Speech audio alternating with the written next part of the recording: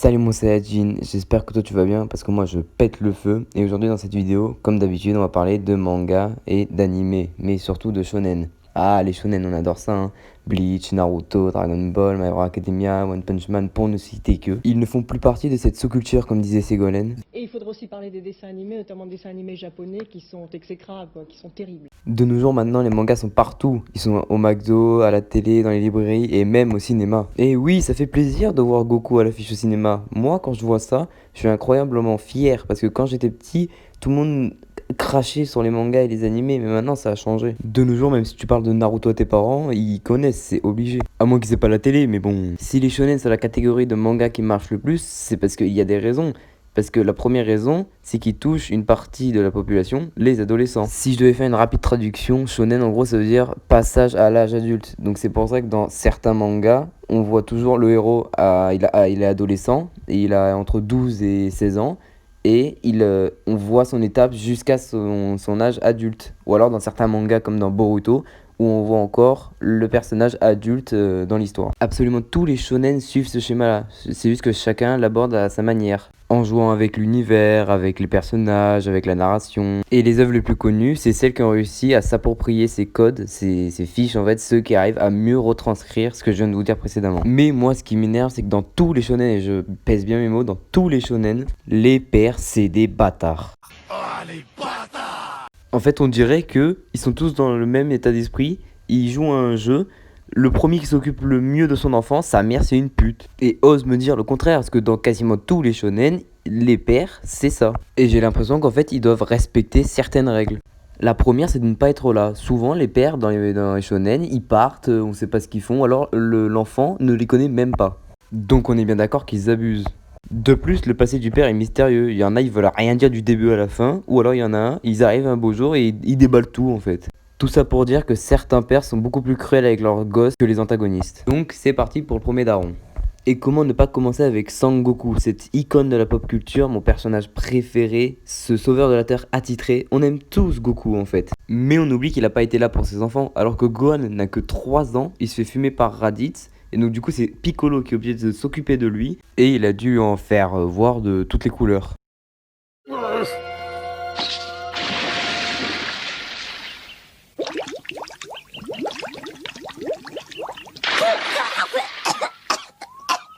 Ça suffit, arrête de faire l'imbécile, écoute-moi. J'ai 6 ans, monsieur, j'ai juste besoin d'affection. Va là-bas, dégage. T'imagines le traumatisme, tu passes d'un père à peu près convenable à un monsieur tout vert qui te met des pénatifs dans le ventre et qui te laisse te débrouiller tout seul dans la nature alors que t'as 3 ans. Après il est resté quelques temps dans l'espace après sa victoire contre Freezer.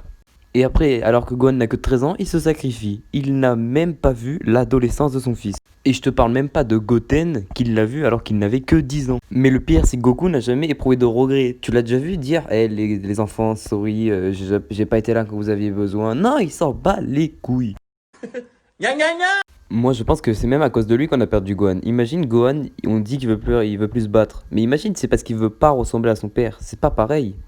Mais regarde la suite, c'est pas le pire. Alors lui, c'est le père des personnages principaux de Full Metal Alchemist, mais c'est aussi le perso le plus mystérieux. Il a quitté la maison sans raison. Pour moi, c'est un bâtard. Bah ouais, sale bâtard. Alors oui, il avait ses raisons, mais comme le dit si bien son fils,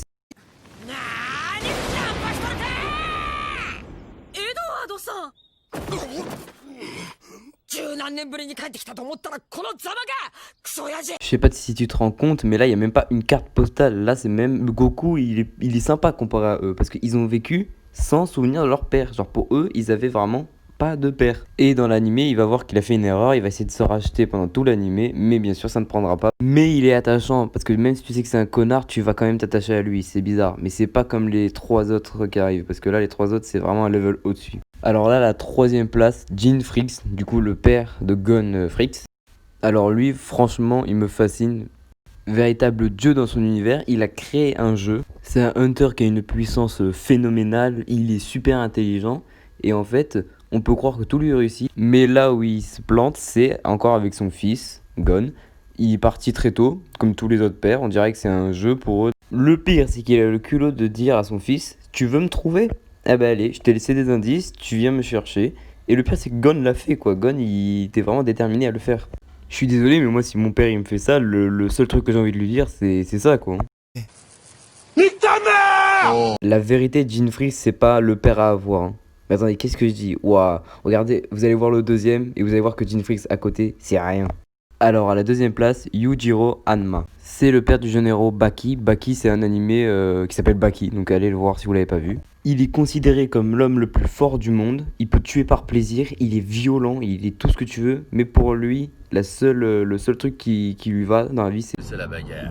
il veut que son fils soit le meilleur. Et il le prive de tout, de meufs, de Game Boy, de PS4, de Fortnite, de tout ce que tu veux. Ce qui fait que des liens familiaux, en fait, il n'y en a pas. En fait, Baki, il déteste son père. Tout ce que Yujiro veut, en fait, c'est que Baki le surpasse, qu'il soit meilleur que lui. Mais encore, ça va. Lui, il veut que son fils soit meilleur que lui, donc il s'intéresse à lui. Mais regardez le premier. Alors là, à la première place, Monkey D. Dragon. Ou Dragon. Oh, allez, fais pas ton relou. Véritable légende de l'anime One Piece, chef de l'armée révolutionnaire, lui, c'est vraiment le pire daron au monde. La seule fois où il a vu son fils, Luffy du coup, c'était pour le sauver. Sinon, il l'a plus jamais vu. Et heureusement que Luffy s'en fout, mais bon. Comparé aux autres pères qui avaient déjà vu leur fils ou alors qu'il avait fait des coups de pute, lui, il l'a jamais vu et la situation, ça lui va très bien. Il s'en fout totalement.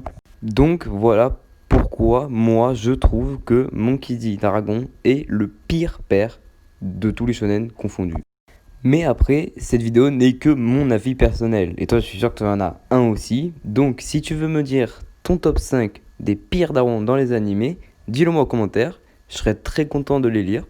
Et surtout, n'oublie pas que si tu veux vraiment soutenir la chaîne, lâche un like si la vidéo te plaît et abonne-toi si t'es pas encore abonné, ça me ferait vraiment plaisir.